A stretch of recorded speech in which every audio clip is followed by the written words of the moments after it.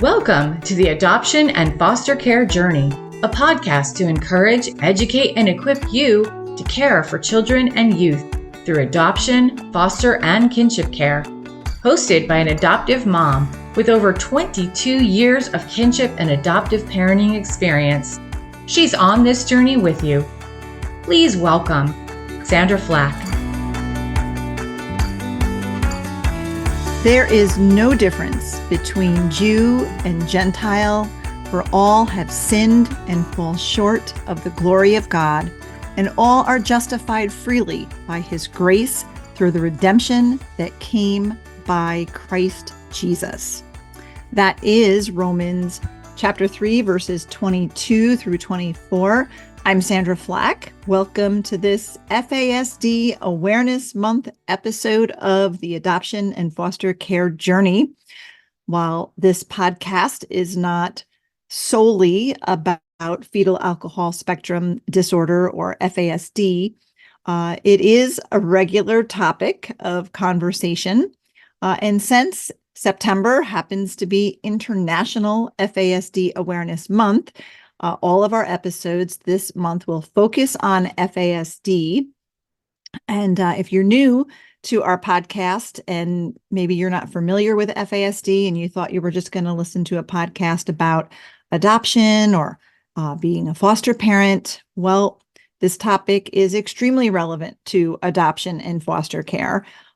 Most parents and professionals might not realize that FASD is the leading cause of developmental and learning disabilities worldwide. In fact, 1 in 20 school-age children in the United States has an FASD, and that is more prevalent than autism, which I believe is around 1 in 36 kids.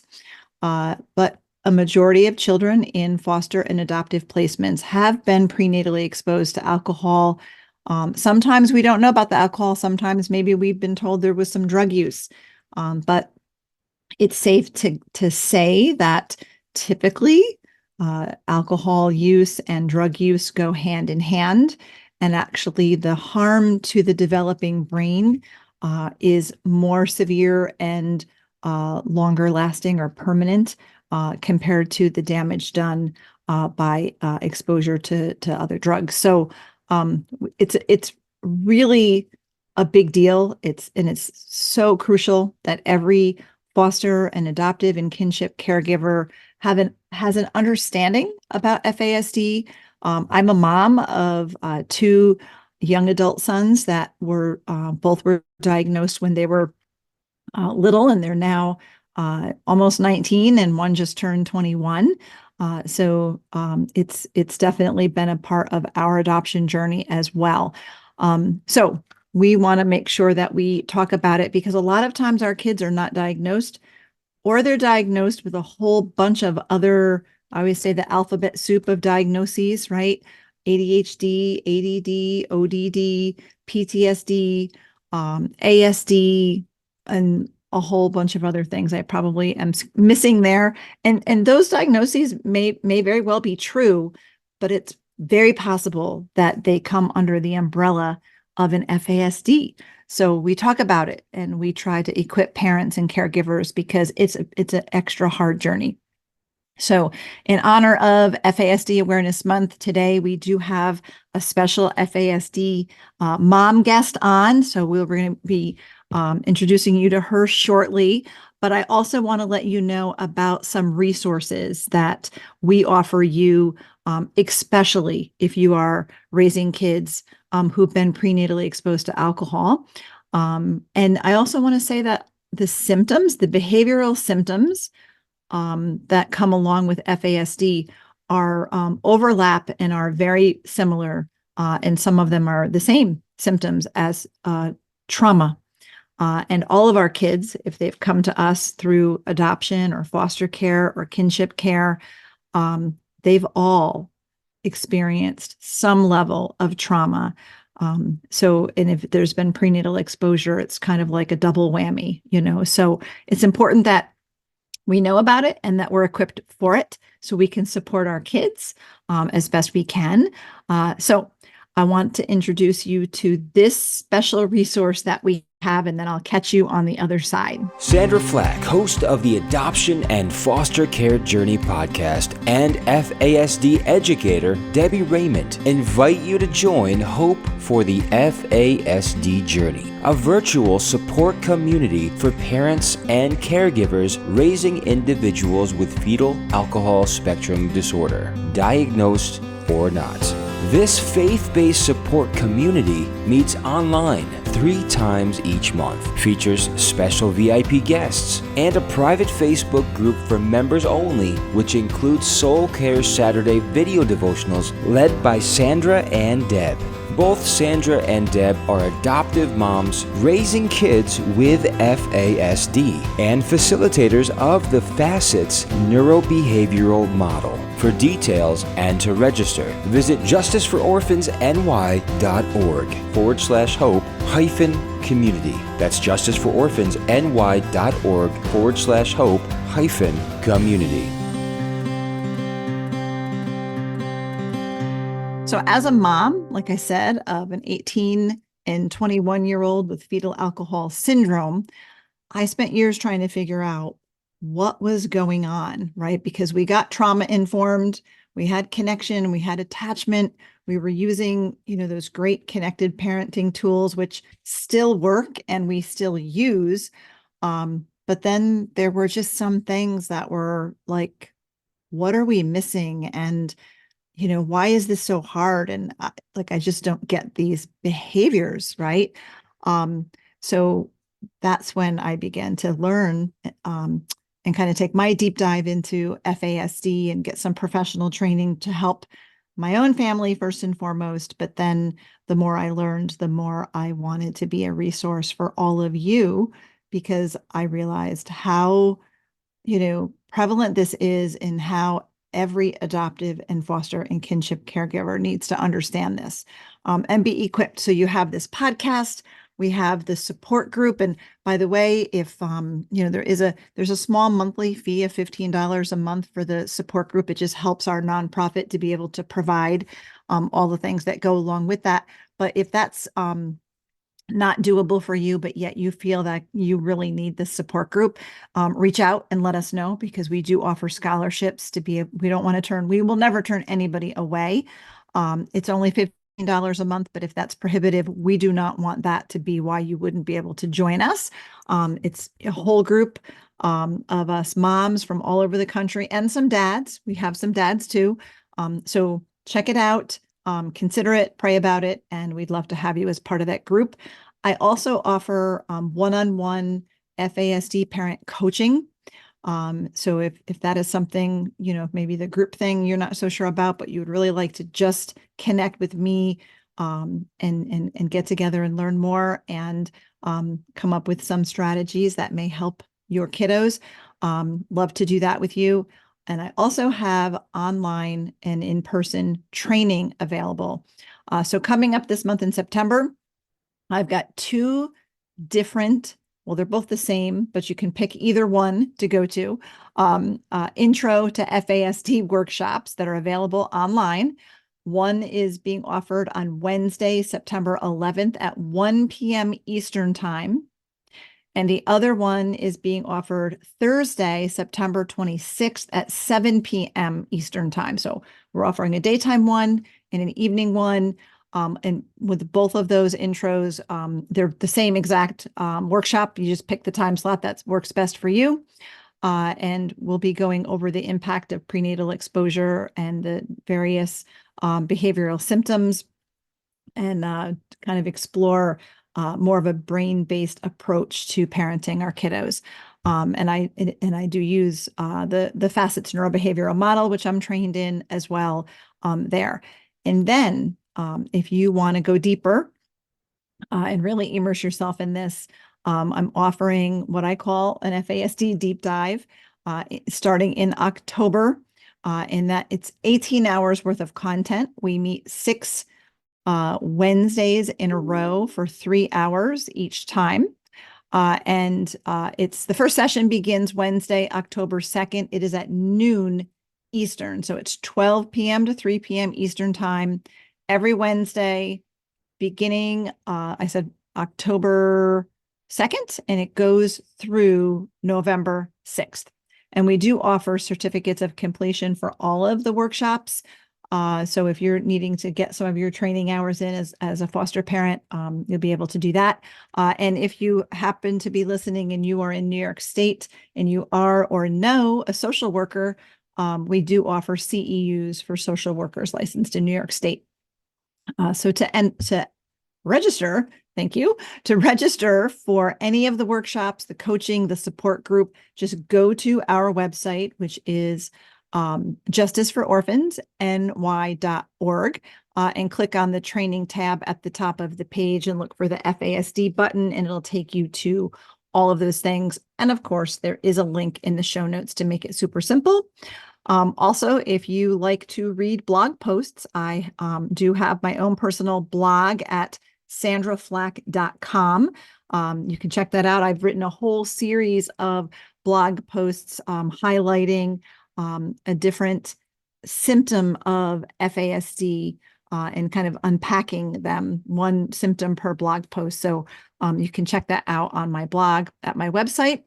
And of course, we have social media.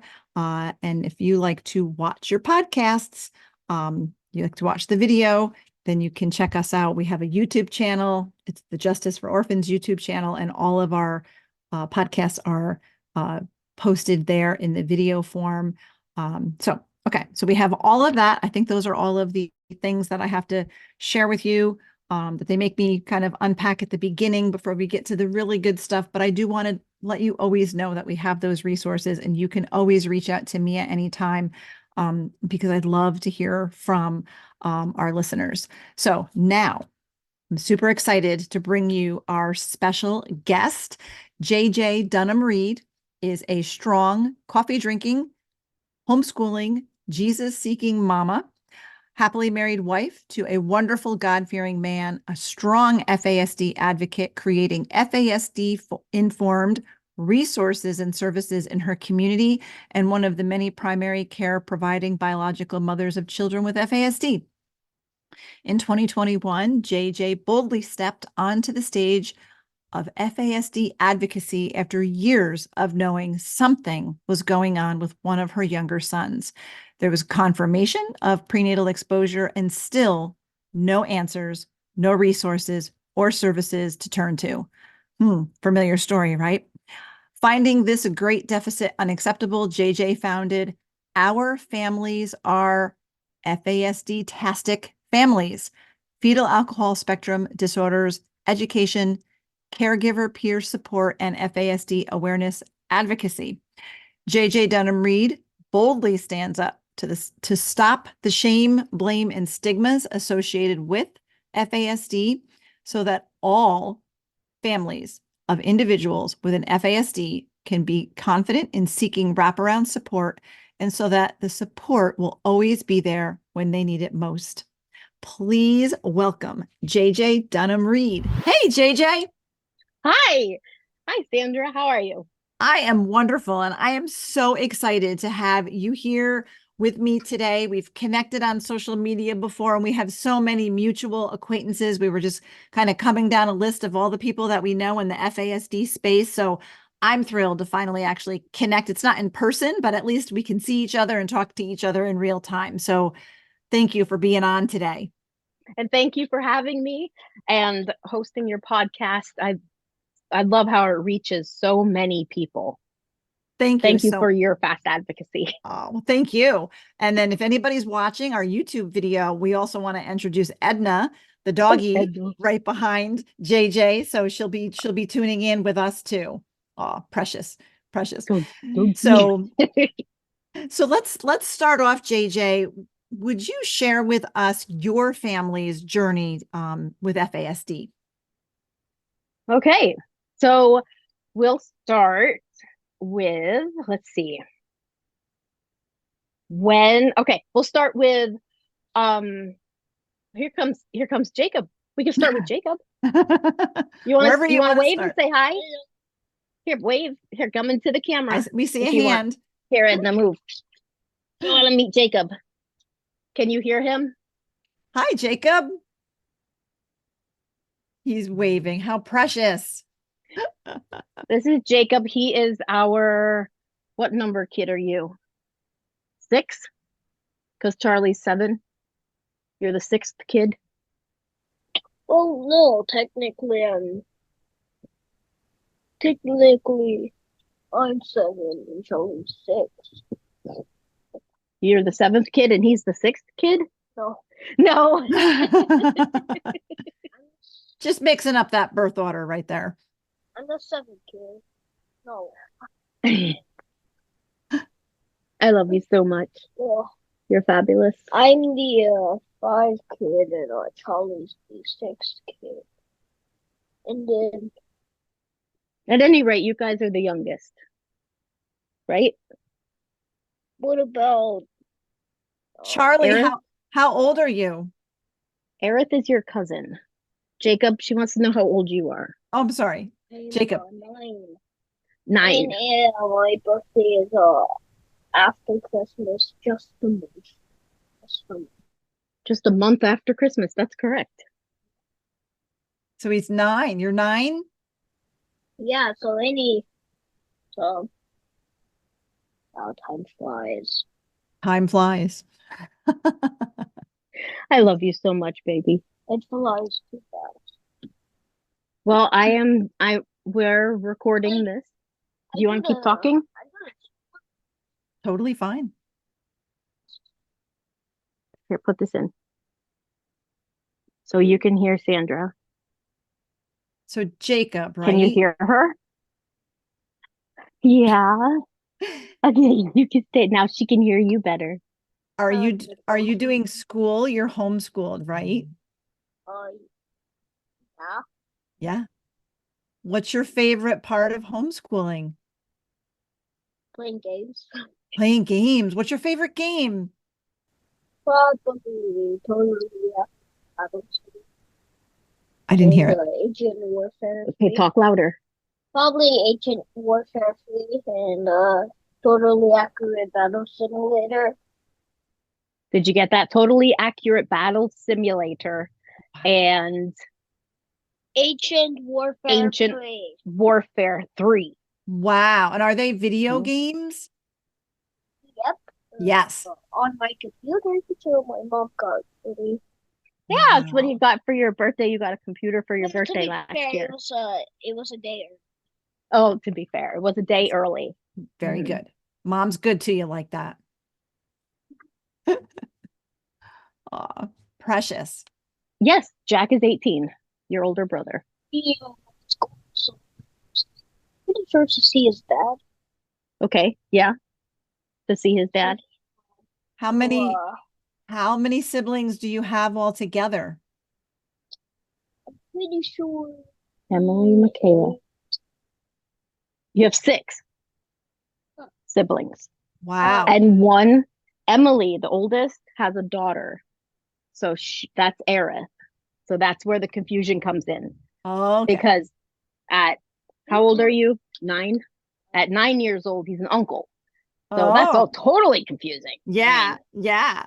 And they lived with us for 6 months. Oh, wow. Yeah. So, but we're not going to talk about that. I'm going to keep talking about our family and our journey with FASD and how we homeschool and we love each other. And our life is full of love and laughter and struggles and strengths. Sound good? You like learning about war? Are those in my lips? Lips? Yes, lipstick. Okay, so I'm gonna take the AirPod out and I'm gonna focus on this interview, okay? Okay. Okay, I love you. You wanna go get a snack or something? You can. Yeah. Okay. Nice meeting you. Love you, bye. So precious. Totally precious. Yes. I love him so much. Okay, that was beautiful. Yes, it was beautiful. It's what it's that all was- about. Mm-hmm. That's amazing. Yes. So how many kids do you have? Because so my husband and I parent 7 kids altogether. Okay. Right. And They range now from the age of 23 to 7. I was like, huh, what? I know, he confused us. Now we're having to do math. Now, so 5 of them are my biological children, from 2 abusive marriages. Okay. And so I'm in my 3rd marriage, which is with Mark, and he is a God-fearing man, and he's fabulous. And when we met, I mean, there was like, it takes a very special person to fall in love with a single mother of 5 children. Yeah. Because they're like, but God laid it on his heart. Because he was done with women, and he was finished. He was going to be bachelor for the rest of his life. And God laid it on his heart and brought me into his life, and each other into each other's lives. And it was just history. Like, it was all God's doing. I had fully surrendered to God, and he had fully surrendered. And he said, JJ, it's a package deal. It's you and your kids. I love all of you. So we're in a very good place today. I have survived and thrived through domestic violence and substance abuse, which we could get into later if we have time. But so from the very beginning, with the 5 kids, I have easy breezy pregnancies, like easy breezy, beautiful. Baby sneezes on me, I get pregnant, and I have them in the bathtub. For real. Okay. Wow. So simple. I know so when I say I was 5.5 months pregnant with Jacob before I knew I was pregnant, it's because of that. People think, how could you not know you're pregnant? I mean, especially when he's your 4th biological child. I'm like, well, I was, that was the end of the 2nd marriage. And by then I had no other coping skills, other than the drinking I was doing. But 5.5 months, that's a long time.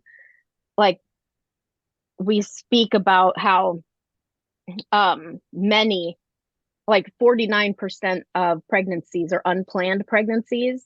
Right. And social drinking has the effect, because we don't know we're pregnant until we're 4 to 6 weeks along. Or later. Yeah. Yeah. That double line doesn't come through, right? 5.5. So you're drinking, they get subject to that prenatal alcohol exposure for that first trimester. And 5.5 months is a really long time. Yeah. So that was the easiest, fastest pregnancy I ever had. I was only pregnant for like 3 months. So we know that when it comes to fetal alcohol spectrum disorders and diagnosing it and knowing more about it, without the admission and recognition and documentation of prenatal alcohol exposure, FASD is not considered as one of the roots of the child's challenges. Okay, so that is where my soapbox comes in, and I stand up for biological mothers and give them the courage and share with them the hope, where we have it. We have an advantage, because we know that there's prenatal exposure to alcohol, right? Or PAE, prenatal alcohol exposure. So we're one up on the game, because we don't have to go, oh, maybe it's this, maybe it's that, maybe all of the alphabet soup of misdiagnoses. Yes. We can say, boom, let's start here, right? These are the signs and symptoms I'm seeing. Okay, so now that comes with a great big dose of fear and shame and blame. I had to process that. I had to take my time, and I had to give it to God and allow him to heal me before I could stand up and say, hey guys, this is okay. You didn't know, and it's going to be okay. So the more I learned about FASD, the more I could see it in my youngest of my old kids and the younger of my two littles. There's 8 years between my big three and my little two. Wow. So, I was going on what's the age ranges of the children. There's 23, 21, 20, 18, 16, and then 8 and 7. No, 9 and 7. 7. According 9 and to Jacob. 7. Okay. By then I'm just like, what in the world's going on? Okay, tell Yeah. me when you do the doctor's appointments there, or you go get prescriptions, they're like, okay, and the birthday and the birth date, and I'm like, which year was it? What kid am I talking about? Yeah. I have 8 kids, and the oldest is 35 down to 19. So I know everybody's date of birth, but do not ask me how old anybody is beyond the two that live home, because I cannot keep track anymore, and I have to use a calculator to figure it out. But to what you were talking about, JJ, because our youngest adopted daughter, who came to us through a kinship placement, she was a distant relative of mine. She's like a third cousin. She came to us when she was 8. And when she came to us, we didn't have any understanding of FASD, or you call it FAST, or trauma or any of those things. We just knew we've got kids, we're a family, she needs a family, we'll take her, because her mom had died of cancer. No dad was ever in the picture, and she was being raised by a mentally ill grandmother. So we would have never known to suspect or look at any of those things. We're not even trauma informed, but even if we were, we would have never thought about FAST, because her mom was not an alcoholic, not, she was a professional. Yep. She had a career. She was in her 30s. She wasn't married, but she had a boyfriend. But she was told she couldn't get pregnant because of another health condition. So she didn't know. She didn't know either that she was pregnant. I'm looking back now, I'm guessing, I think it was about 10 to 12 weeks when she discovered, oh, that's what's going on, right? I'm pregnant. And I remember her, because I had just had my firstborn, and I remember her being very, like, what kind of diapers? Is it Pampers or whatever the other kind is? Loves. Is it, do you breastfeed, or should I bottle feed, and which hospital? Like, because there's a couple different hospitals in our area. Like, she wanted to do all those perfect first time mom things because she was so excited. But yet, I can look back now and remember, up until the time that she realized she was pregnant, every weekend she was going out, because her boyfriend at the time, her boyfriend, which is the baby's father, because they were married briefly. He was a musician in a band. So every weekend they went to wherever his band was playing. And usually, would have a glass of wine or a cocktail or whatever. Of course, it's completely socially acceptable. Totally. Yep. So, but yet that's, we all now know that there's no safe amount of alcohol or timing in a pregnancy or type of alcohol, because any exposure can impact the brain development of a developing baby. So, that's what I call the pink elephant in the room. Yeah. See, I call it the pink elephant, because one of the stigmas is this is an issue of alcoholism, right? This only affects alcoholics. That's one of the big things. And I say alcoholism is not the issue here. Okay. Because it doesn't matter what your economic state is. It doesn't matter what neighborhood you live in. Doesn't matter how much your alcohol costs. Alcohol does not discriminate. Okay. Across the board, alcohol does not discriminate. Doesn't matter if you are the president's kid or the president himself, all the way down to the alcoholic that's laying in the gutter. Everybody in between, college educated, middle class, everyone. Alcohol does not discriminate. So that's one of the myths I like to debunk. And it says the CDC tells us that 9 out of 10 excessive drinkers do not consider themselves alcoholics. So, and you can check the CDC website in the United States about how much is considered excessive for drinking, right? And that's like what, 2 glasses of wine or 2 beers or 2 shot glasses full. Okay, come on, people. When I was 21 to about 25, there is no way I was going to stop at 2 beers at a bar. Okay, I'm a party girl, right? There's no way I'm going to socially drink and only drink 2 beers. Yeah, I just think that's ridiculous. So, yeah, it was socially acceptable. You're having a good time. You're in college, you're young, you're free. yes, You do whatever you want, as long as no drinking and driving. that's it. Right, right. So, with all of that being said, we still, one of the stigmas is, I want to ask you a question. If you knew nothing about alcohol, what are your first thoughts when you hear they drank while they were pregnant? Well, now that I know about my daughter, whose mom didn't know that she was pregnant for all that time, you know, you never know.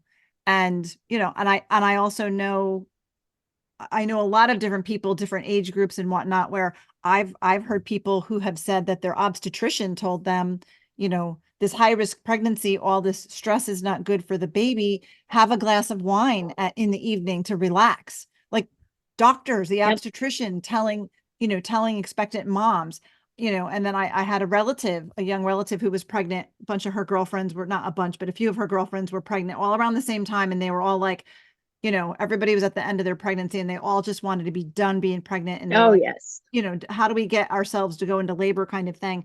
And yes. I remember one of the girls saying, oh, if you have a glass of wine, that will start labor, you know, start contractions. And I'm like, I've heard that. Oh, you know, so there's so many misconceptions out there. And, you know, and even doctors giving wrong advice, you know, pregnant women getting or giving wrong advice. And there's just, you know, but nobody really knows or understands. And I know you and I were talking, you know, earlier, JJ, where I've had adoptive and foster moms take my classes that I'm teaching online and then say to me afterwards, they would reach out to me and say, I think I have FASD. I have FASD. You know, one mom in particular telling me, like, I remember my mom drinking when she was pregnant for my younger brother. And, you know, way back then it was, you know, culturally acceptable. Everybody had a cocktail in the evening before dinner or after dinner or whatever. Right. So it's just, you know, most people drink and they drink casually, they drink socially, and they don't think anything of it. I don't think there's enough awareness and accurate information. You have to cut that out. This is my wonderful husband. Come. We were just talking about you. Yes. You're going to be YouTube famous. Yes. We have heard how amazing and wonderful you are. So thank you. No, you can't. She's saying we have heard how wonderful and amazing you are. And what else do you want to say? And thank you. And thank you. She says, thank you, because you're fabulous. Well, she's pretty amazing too. Aw. All right. So this is Mark. He's my fabulous husband. All right, okay. Mark. See you later. Bye. I think this is the first interview I've done where there's been multiple guests coming in and out. Oh, I love it. We are never short on excitement and things happening around here. Yes. Okay. Yes. We're always going in and out. So, many times in my advocacy, I have heard people just blatantly say the first thing I think of when they say they drank while they were pregnant, the first thing they thought of was, well, she never wanted the baby. She probably tried to get rid of it. They're dirty. Oh, yes. We're talking stigma here, baby. They're dirty. They're disgusting. They must be poverty or homeless. They're a substance abuser. They're low-level lifestyle, irresponsible, selfish, alcoholic. Oh, how dare she? That's what I get. You know, that's what we get. That's the feedback you get. I do social media campaigns, Instagram and Facebook. And I did this thing. I was doing, you know, just documenting my life and going through the IEP with the school system. And yes, we have an IEP, even though we homeschool, because it's supposed to provide resources and services, but we're still challenging the system in that area. So back in March of 2020, oh, you can't even see that. Back in March of 2022, I did this thing. I had videotaped just Jacob's feet. We met Jacob earlier. Just his feet as he was in the middle of an escalation. Okay, so we know the cursing, the swearing, the damning of us to the worst places. And I said, does the IEP really need to be so traumatic? Does this really need to be such a traumatic experience for any child? Okay, obviously we're here because we need some help. And it was terrible. So the comments I got back, there was one Wonder Woman comment. And she said, I have such admiration for you. Good job being the best mom he could possibly have. I know all too well how hard this is. Keep on going. They need us. The replies to that comment were, we're praising this woman for being patient with a child that she did this to. Shame on her. How about that? And then, well, that's a pretty big assumption. She could just as likely be his foster mom who adopted him. I'm pretty sure she adopted him. Oh, because a biological mom wouldn't be talking about this. Yeah. That's right. And I take that as an opportunity to educate. Now, I'd mentioned before, there's a shame and the blame that I had to deal with, that I had to process. And I have, there are really good therapists out there. There are people to talk to, and we all need help sometime. It's okay to go to your trusted advisors and process this. It is part of my life, and it's part of who I am, but it's not all of who I am, Yeah. So those hurtful comments have the ability, they just squelcher the whole point of this is to get help for the children. There's nothing we can do about the past. Right. But we can do everything by learning about fetal alcohol spectrum disorders and learning how to accommodate and how to love and accept what it took was a paradigm shift in my parenting. Now, my older children, they're so fabulous. When I planned those pregnancies, the first and second were 100% alcohol free, just because, I was all into organic this, organic that, and hippie this, hippie that. And then the third pregnancy, I was binge drinking because that was about 8 years into the marriage. So that's a whole nother story for another time. But I have no idea where I was going with that. Okay, that's a pause. So that's your third pregnancy. So at what point did you know you were pregnant there? Pretty much right away. Yeah. You did. It was still planned. Yeah. Yeah. But I couldn't stop drinking because of the abuse. Yeah. Yeah. Because I was married for 10 years. And I come from a wonderful family. Middle class. My parents are preachers. I'm a preacher's kid. And there was never a drop of alcohol in my life growing up. I was sheltered from all of that, raised in the church, good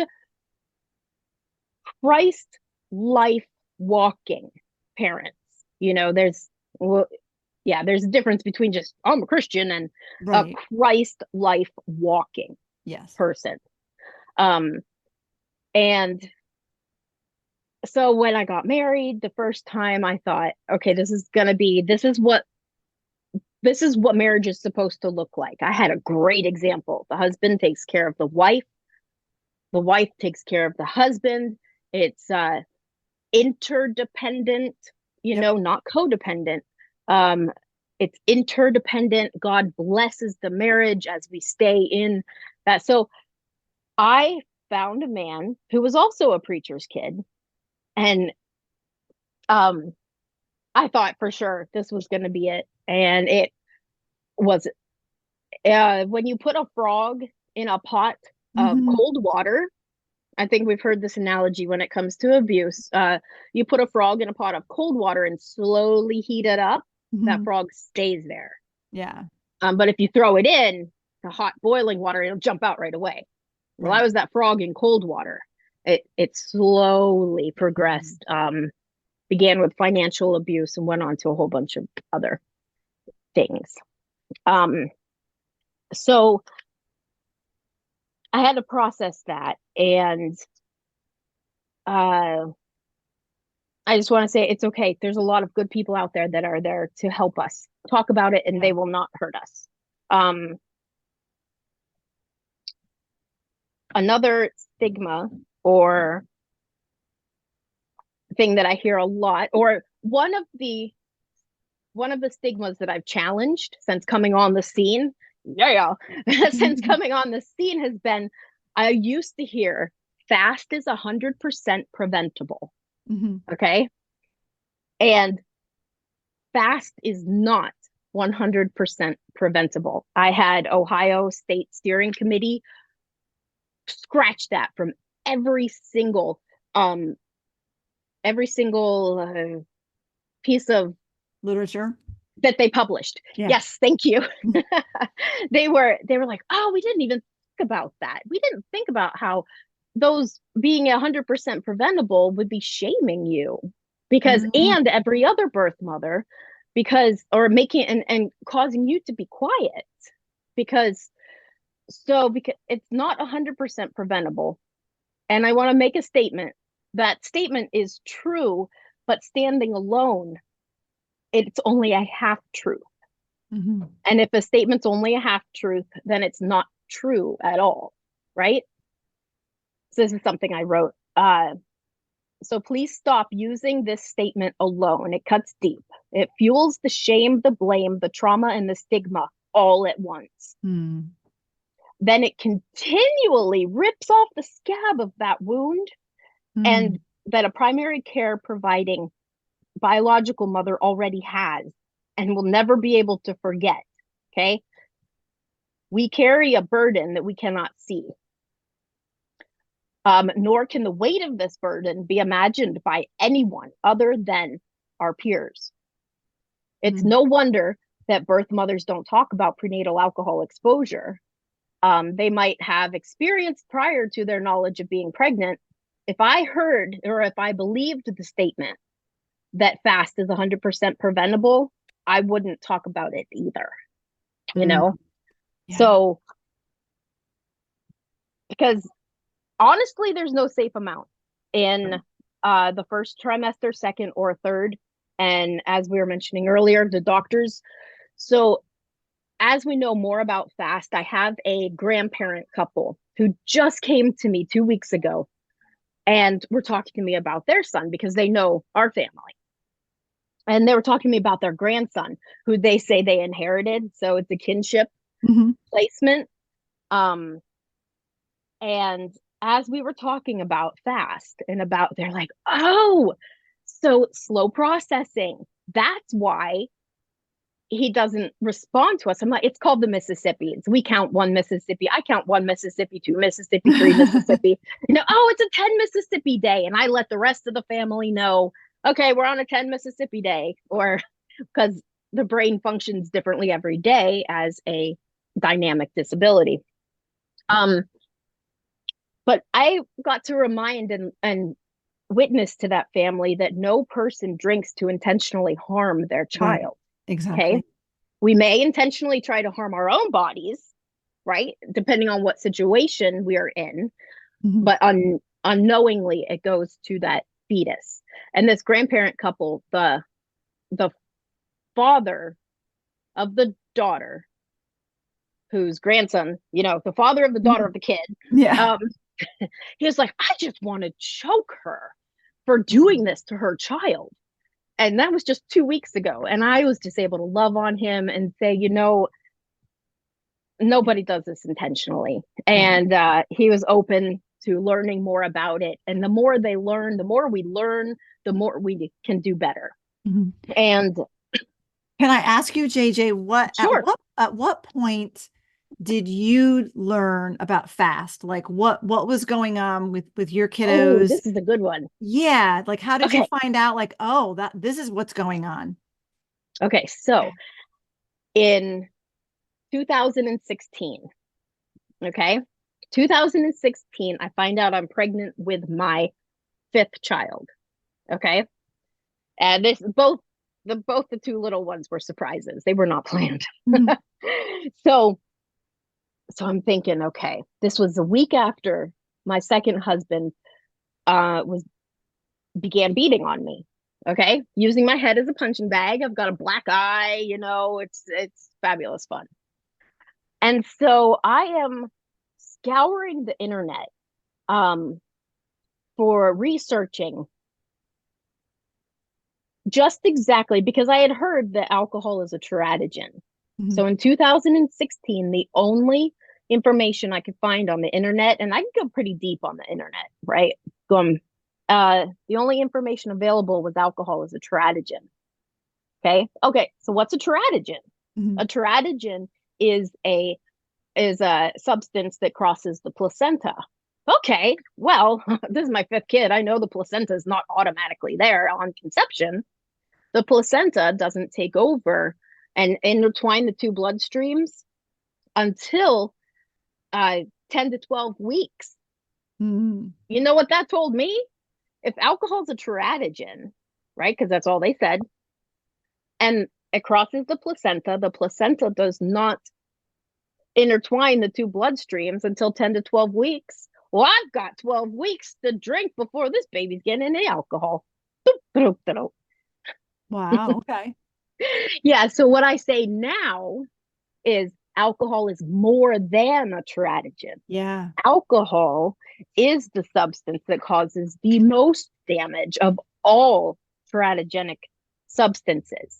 Okay. Because it is water soluble. It's pickling the eggs in the sperm before conception is even thought of. Wow. It is water soluble. It is in every single cell of our body all the time. And so that is immediately affects. And the men aren't off the hook either. That's because it's pickling their sperm. So it changes the DNA in those eggs and sperm. So 2016, that was my first introduction to fetal alcohol spectrum disorders. Jump 3 years later, my kiddo, Jacob, was not talking as well as Charlie, his younger brother. So Charlie could say truck, with the k at the end, and Jacob wasn't. So then I started researching. I was thinking, oh, what if this has something to do with prenatal exposure to alcohol? And so I that was 16, 17, 18, 2018, 2019. And there was more information in 2019 than there was in 2016. Yeah. And then I was like, okay, this could be fetal alcohol spectrum disorder. So first thing I did was go to our Head Start and Early Head Start. We have a fabulous, top of the line Head Start program here in Lancaster, Ohio. So I went there first and I went to my doctors and I said, could this be fetal alcohol spectrum disorder? And they said, what? What is that? Nah, we'll just put him, we don't know what you're talking about. We're just going to put him in speech therapy. Well, from the time he was 3 to 5, he was in speech therapy. That didn't help. That caused more escalations than it did help at all. The challenge resolved itself on its own with more development, because our children with FASD, they're developmentally delayed. So there's no surprise to me now that by 6 years old, he could speak and articulate just as perfectly as what a typical neurotypical child was able to do at 2 years old. Mm-hmm. So he's 5 or 6 and he's finally articulating the way a typical child would be speaking at 2 and 3 years old. Right. You know what I mean? So Yep. it wasn't so much that there was no speech delay. I mean, there was speech delay there, but it wasn't a matter of fixing it. It was a matter of waiting. Yeah. Waiting for it. So that's where I think birth mothers have an advantage, because we can know exactly to pinpoint it. And then we can wait. We can watch. We can wait. We can learn to accommodate. And in 5th, when he was 5 or 6 years old, and they go off to kindergarten, yay, kindergarten. Mm-hmm. Mommy's going to get a 6-hour break during the day. Yeah, that was horrible. I finally came to the realization this was causing trauma, because that's when I began to learn about trauma-informed care. And I'm like, oh my gosh, my child is being traumatized by walking out the door in anticipation of going to school every day. Mm-hmm. My family is enduring trauma. All of us, because they're seeing this child and they're seeing my reaction and my hurt. One thing we have to remember is our moral compasses. Mm-hmm. The escalation of our children can trigger our past trauma. Yeah. And as soon as you recognize it, you can process it. Yeah. You can begin to process it, and then it doesn't bother me anymore. So he can go off, blah, blah, blah, blah, blah, and my past abuse from those marriages, it doesn't trigger me anymore. And I can change. So my older 3 children, I was an attachment parent. I wore them in a sling, stuck to me all the time, through cooking, through before they could walk, after they walked, they were always literally attached to me. Mm-hmm. We always did everything together. And today they are thriving. They're all graduating with honors. My youngest, the 16-year-old, I can see how the binge drinking has affected her. And she says, oh, I'm autistic. And no, I'm like, no, you have FASD. She says, no, I'm not like Jacob. So it's like, so we joke about it, but we know about it, but she's not diagnosed. And she's still able to, in her daily life, she can still go to school. She's in the marching band. She gets straight A's, has a job, those sort of things. So it doesn't affect her daily living as much. So I thought I was a great mother. I think you are. I thought I was, but then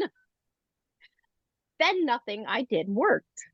And none of the traditional parenting books or classes, they couldn't give me any answers either, because none of their parenting tactics worked. With my 2 little guys who are most affected by FASD. So that, in a nutshell, is my introduction to FASD.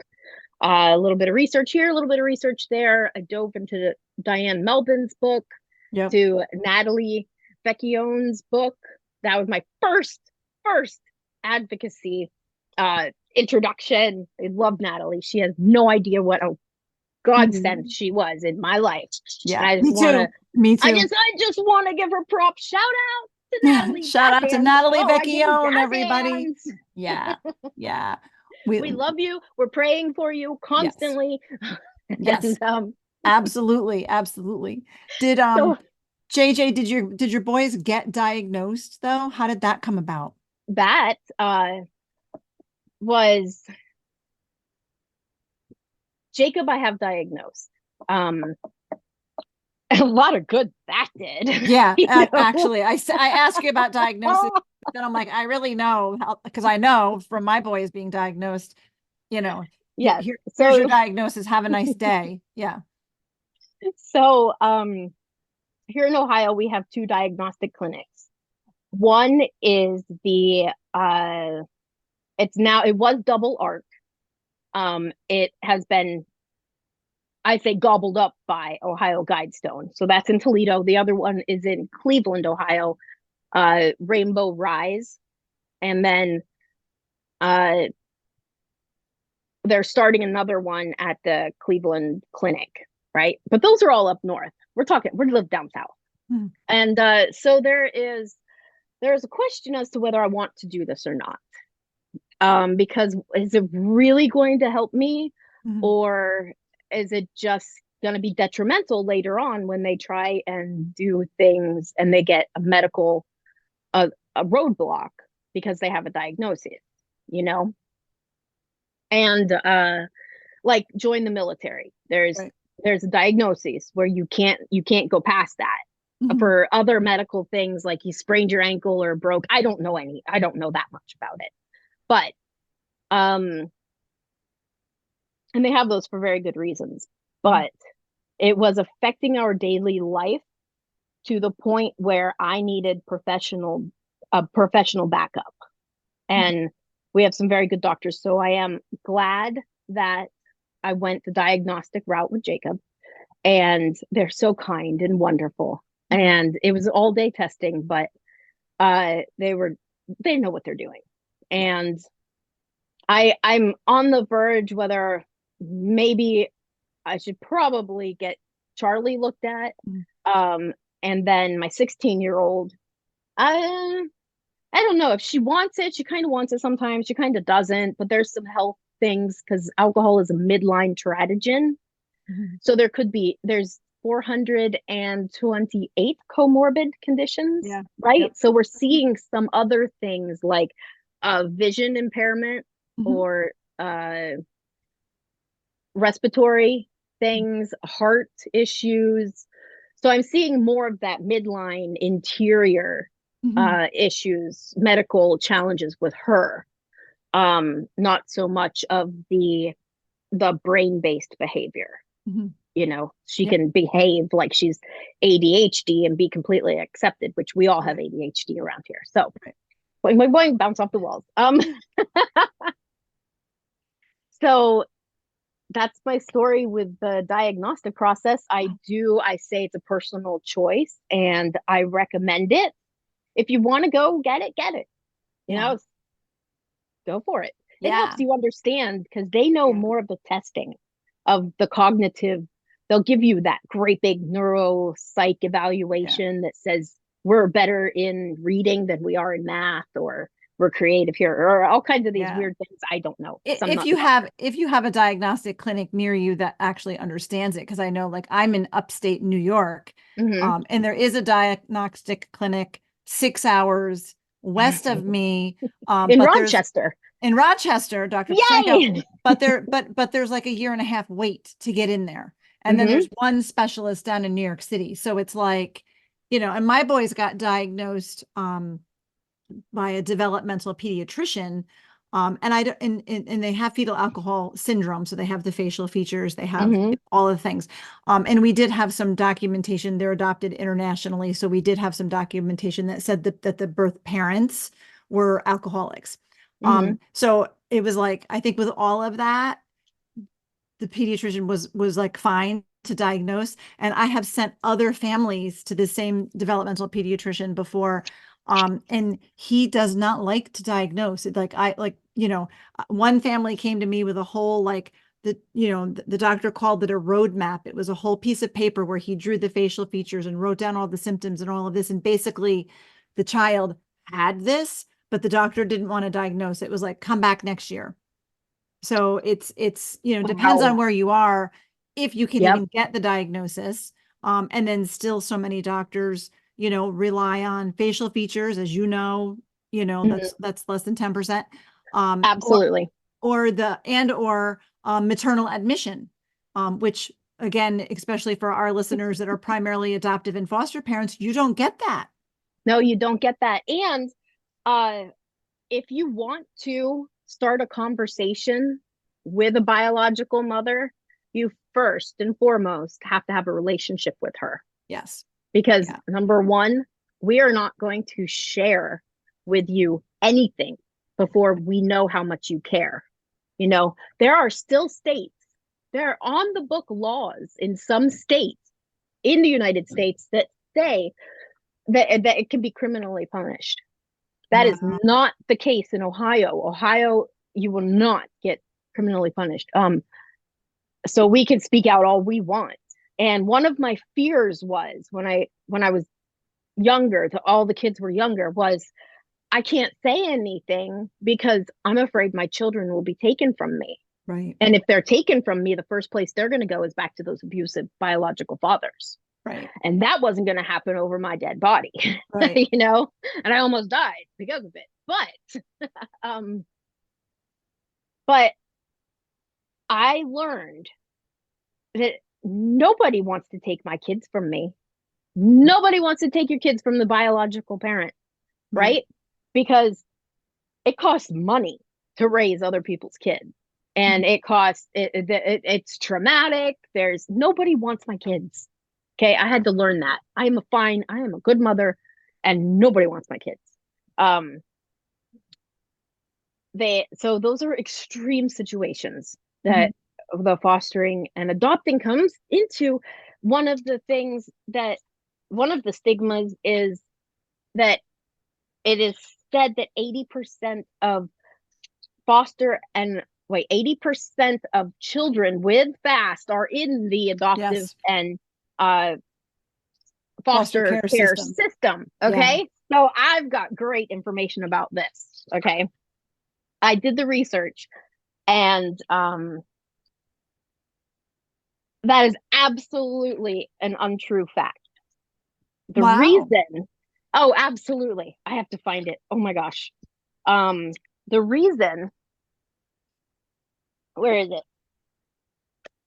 Is that you have to have the confirmation of prenatal alcohol exposure. If your children are being scooped up by the system and put in the foster and adoptive care system, it is because of a very significant reason. You're obviously maybe you were drunk driving, maybe I don't know all of the reasons that children go into the system, but I do know that the numbers don't work. Where is it? I'll find it here. Were those numbers in Minnesota? I do remember like Proof Alliance doing like some of those statistics. I'm not sure if that one was from there or Dr. Ira Chasnoff, who I'm not sure either. Yeah, but it's out there. Yeah, studied. There was some studies done. I want to say Minnesota. I'd have to look. They're really good. Minnesota's on top of the ball here. But study, because now what they're doing, and I think it's the only state in the country, when children come into foster care, there's in the state of Minnesota, they have to, all the kids are screened for an FASD, and then on the flip side, all of the potential foster parents in that training that they have to take, they are taught about FASD. So yeah, Minnesota's a little bit ahead, but I think that some of those numbers came out of, Minnesota, doing the study of the kids coming into care and discovered a high rate of FASD. Yeah. So if we're trying to say that 80% of children with FASD are in the foster and adoptive care system, I'm going to say that that's not true, because 49% of pregnancies are unplanned. There's 330 million people in the United States as of April 1st of 2020.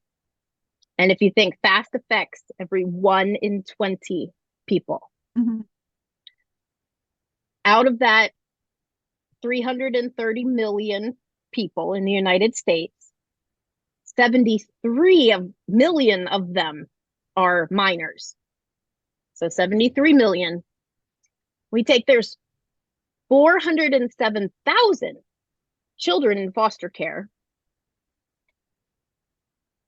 There's 1.5 million children who are adopted. 6.3 million are the estimated number of children with FASD.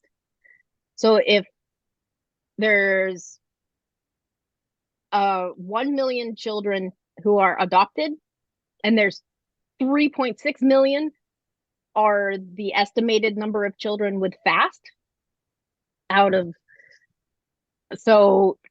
and 50% of the children that are in foster care system are reunited with their biological families, it's impossible that 80% of the children with FASD are in foster and adoptive care. The reason for that statistic is that's the diagnosed amount of children, because you have the prenatal alcohol confirmation. That's where that comes from. So really, everybody else is just misdiagnosed, underdiagnosed, or not diagnosed at all. They're middle class, college educated, you know, way up here in the middle, upper class living situations, but they still have FASD. They're just misdiagnosed or not diagnosed at all. So that's that. Yeah. We just know it's prevalent, you know, and so many are misdiagnosed or not diagnosed at all. And all of our kids need that accommodations and support to be successful, whether it's because they have FASD or autism or, you know, trauma or whatever the case may be.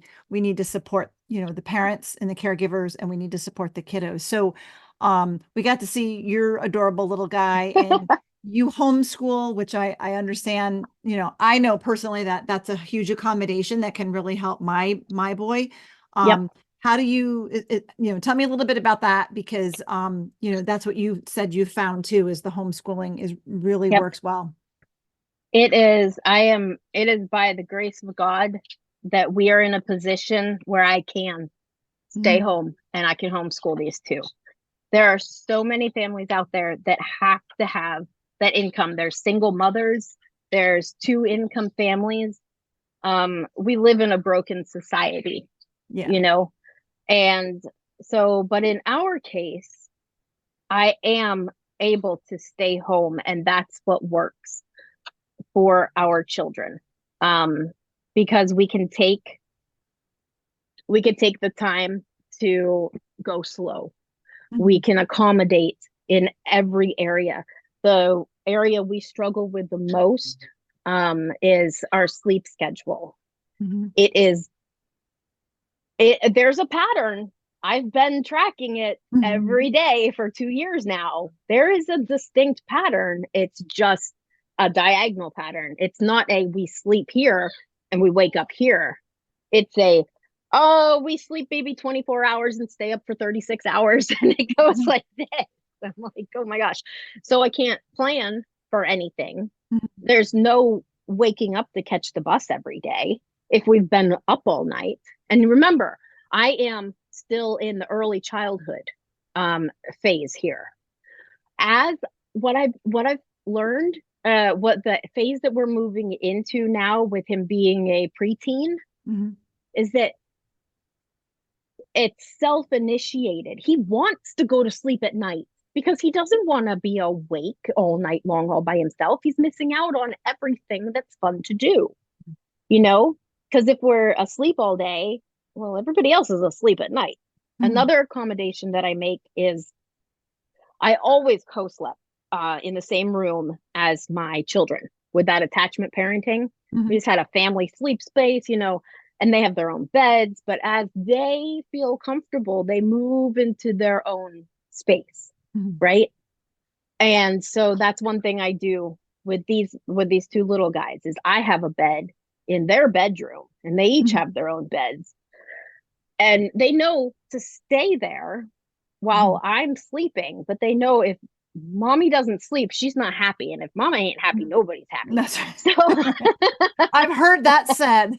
So they've learned that I'm there in an emergency, but I'm not there to play with. I'm not going to play video games with them at 3 o'clock in the morning. Right. unless it's an emergency. You know, we have to make allowances for those brain differences.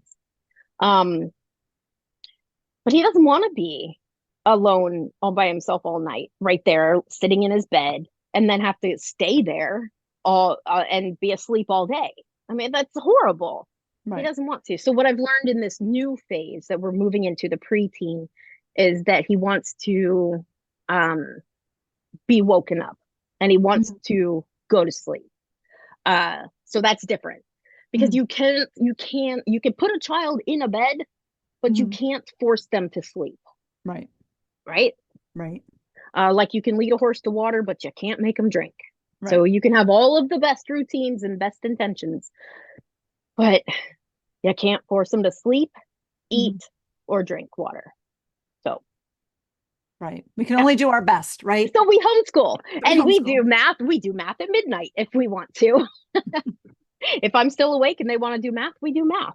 Yeah. If I'm awake and they want to talk about the World War and history, that's what we do. And we can do it at any time of the day, whenever, and they can take breaks whenever they need to. We can do 5-minute math and they can take a 2-hour break and we come back and do more 5-minute math and come, so it has to be that flexibility with needing the breaks and the sensory input. If they need to have their headphones on, their noise canceling headphones on, they have their noise canceling headphones on. And it is exhausting. I will tell you that. Yes, I can relate. Absolutely exhausting to being with your children 24/7, 365 and a quarter days of the year. Okay. Totally exhausting. So self-care for the caretaker, for the caregiver is so important. You have, I don't have any babysitters. My son, Jack, just left for college. Be still my beating mommy heart. So he was my go-to babysitter. He was fabulous with the boys. And he just left. So now I'm like, what am I supposed to do? Yeah. I got to get on. Do I have to pay for a subscription to care.com? I mean, I really don't want to. Yeah.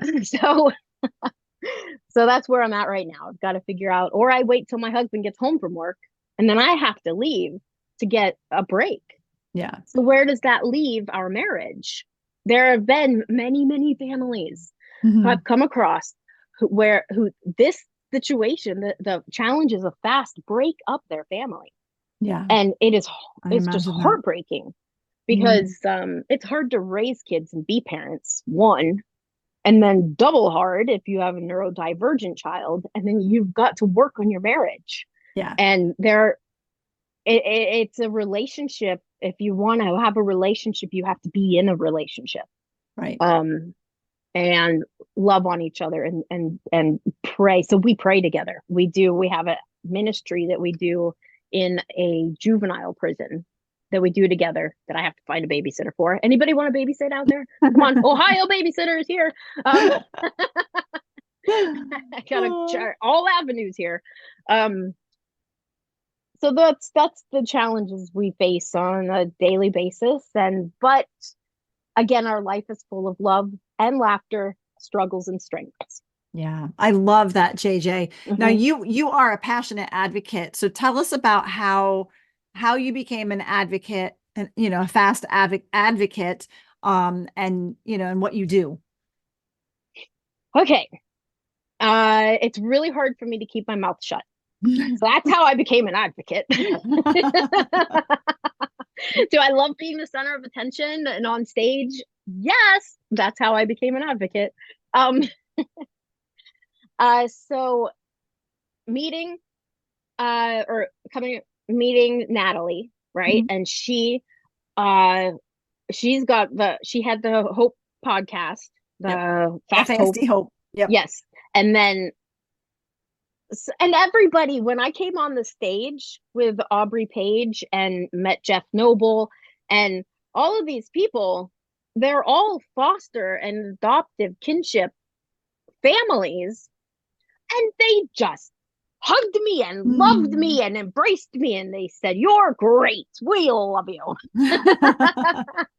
So thank you. And so no biological mother should ever fear coming into the FASD advocacy arena.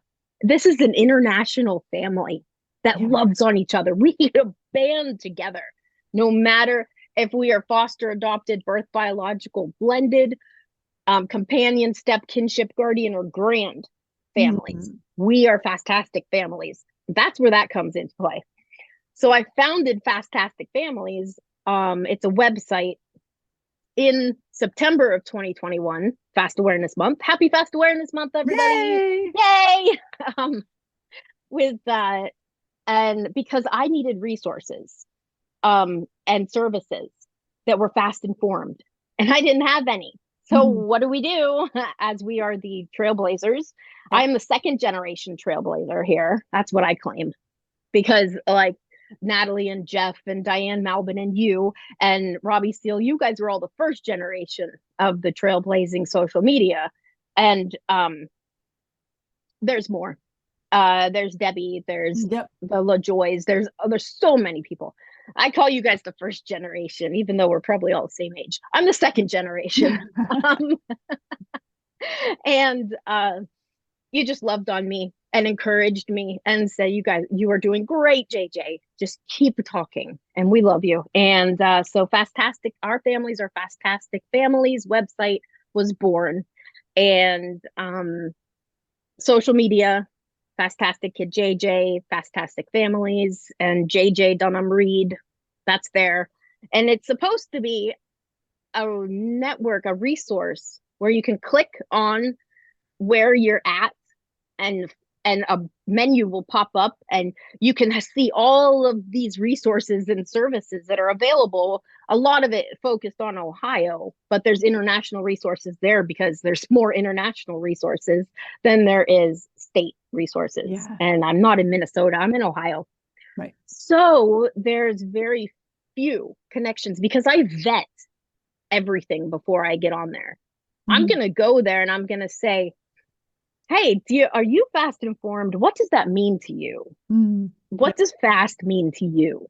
Because they can talk the talk and they can have book knowledge, but until you live and take care of an individual with fast, baby, you ain't got no idea what's happening. Yeah. Man, we can't make this stuff up, okay? That's this right. is off the hook, and I love it. So that's how I jumped into the FASD advocacy arena. I got in with the Ohio State FASD Steering Committee. Aubrey Page coached me into becoming a presenter. I'm really grateful for COVID because now everything's hybrid. Yeah. And I can do presentations online with Prezi or something fun. Yeah. And we can reach a lot of people from the comfort of my home while I'm taking care of my child. Because my child's I don't have a babysitter. They don't go to school. And there's not I'm home all the time. Yeah. So I can still advocate and it's virtual and connect with people. And that's what I need because isolation is real. Yeah. I'm a social person, if you can't tell. So we do a FAST forum every year. I've presented at that. I've done FAST 101 presentations for the Fairfield County Developmental Disabilities Board of PD Training Day. I've done Community Action Agency, Early Head Start trainings. And I was recognized, I don't know if it was last year yet. No, not last year, the year before, by the state steering committee with the Hope Taft Award for parental advocacy here in Ohio. So that was really cool. Following in Aubrey's footsteps. Aubrey Page. Love that. Incredible work coming out of Ohio and all that you're doing. Yeah. And I am banding together with other caregivers to begin a caregiver initiative so that we have a support group in Ohio for caregivers because the state agencies are fabulous and they're doing so much work and they're really teaching so many people in the professional areas about FASD, but it takes a time to trickle down. Yeah. To where we're getting our teachers in our classrooms FASD informed and our caregivers. So we have to stop the trauma of our children right now. That's a big thing because the parents are being traumatized, the kids are being traumatized. We've got to bring along a paradigm shift of saying, this is not a behavior. Your kid's not behaving badly. Right. This is their brain. They're wired differently. Yep. And it's okay. here are some strategies to try out. And if that's not working, come on back and we'll brainstorm and we'll work together. It's a commitment. Yeah. I'm making a commitment to the caregivers who contact me for answers or come alongside me, because it becomes a relationship and a friendship. I help them, they help me. They learn about FAST and they remind me of things that I forgot from my early trainings. It becomes a relationship. I also have a friend in Canada that we met through Facebook. I challenged her stigma. Mm-hmm. She was like, this birth mom intentionally drank. And I'm like, oh, really? So that's 3 years ago. And she's in Canada, like on the other side of the United States. I don't know which Providence is over there. Yeah. Sorry, Canadians. I love you. I'm just a dumb American. But she's over there, and for 3 years I've been with her, and she just on and on and on about this stepchild, and I just love on her, and I can vent to her, and so it becomes a relationship. Yeah. Mm-hmm. Yeah. I love that. And we need each other in this community, and our especially on behalf of our kids, and advocating and stopping the trauma. I agree, because there's so much trauma that's inflicted because so many people see, FAST as, they don't understand that it's a brain-based difference. They just think, mm-hmm. well, these behaviors, this kid is doing this on purpose and they're choosing to be this way. And then we need to consequence and punish and discipline and all of this. And then they're the trauma just gets heaped on, right? Mm-hmm. So, but when we know better, we can do better, and then we can educate others. Yes, and we can remind them that it's not that they won't do it, it's they can't do it. Yeah. Yes. Yeah. And once you make that shift, it changes your world. Yeah. Yeah. It's so much does. World. And I'm going to make sure that we put in the show notes for this episode links to your website and your social media so people can find you. But before we go, I wanted to just bring up, you chose the scripture verse that we opened with today. Let me read it. It's from Romans 3:20 verses 23 through 24. There is no difference between Jew and Gentile, for all have sinned and fall short of the glory of God, and all are justified freely by his grace through the redemption that came by Christ Jesus. So JJ, what do those verses mean to you? What does that mean to me? Well, what I love about the scriptures is it's a living document. Okay. So if you know what I mean, you know what I mean. I can make that as relative to my life today, because in the field of FASD advocacy, whether we're foster, adoptive, birth, biological, kinship, companion, step, guardian, or grand caregivers, there is no difference between us. At the end of the day, we have all spent the day and we love somebody with a fetal alcohol spectrum disorder. So there is no difference between Jew and Gentile. There's no difference between you and me. We all love an individual with FASD. And by the grace of God, and only by the grace of God, can I make it through that day. Because I am a sinner saved by grace. Bottom line, I ain't no good. Okay. I am and always will be a sinner saved by grace. And that is God's grace through Christ Jesus, salvation. And I am covered in the blood and transformed. I am a new creation. I no longer have to live the way I used to live. I can live anew, and we all can. So that's that in a nutshell. I love it. I love it. And I'll say amen to that. Amen. Amen. So as we wrap up, I guess my last question would be really, most of our listeners are adoptive, foster, kinship. Would you share some words of encouragement or advice that you would like us to hear today? Well, first I want to say thank you. thank you for embracing the children that you foster and that you've adopted as your own. And I want to say thank you. I couldn't imagine. I can a little bit because I have a stepkids, but the challenge is I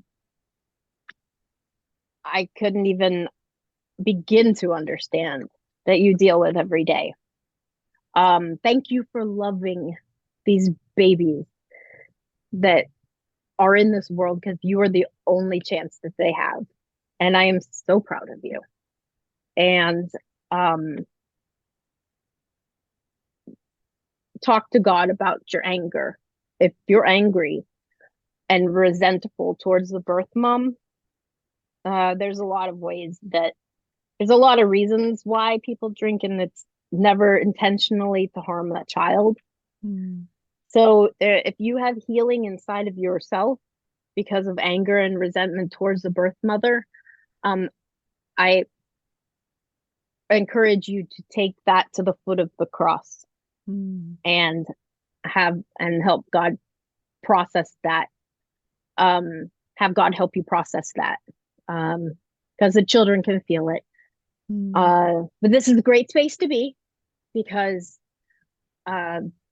you get a lot of support with your foster and adoptive children here in this podcast and through this family. And if you have, that's one thing, if you have any questions, no matter what it is, you might think it is the most worthless thing ever in the whole wide world that you could never say out loud, but you're thinking it about a birth mom, you can come to me and you can talk to me about it, because I've processed it and I won't feel any shame and blame. And God has released me from any sort of that can't hurt me anymore.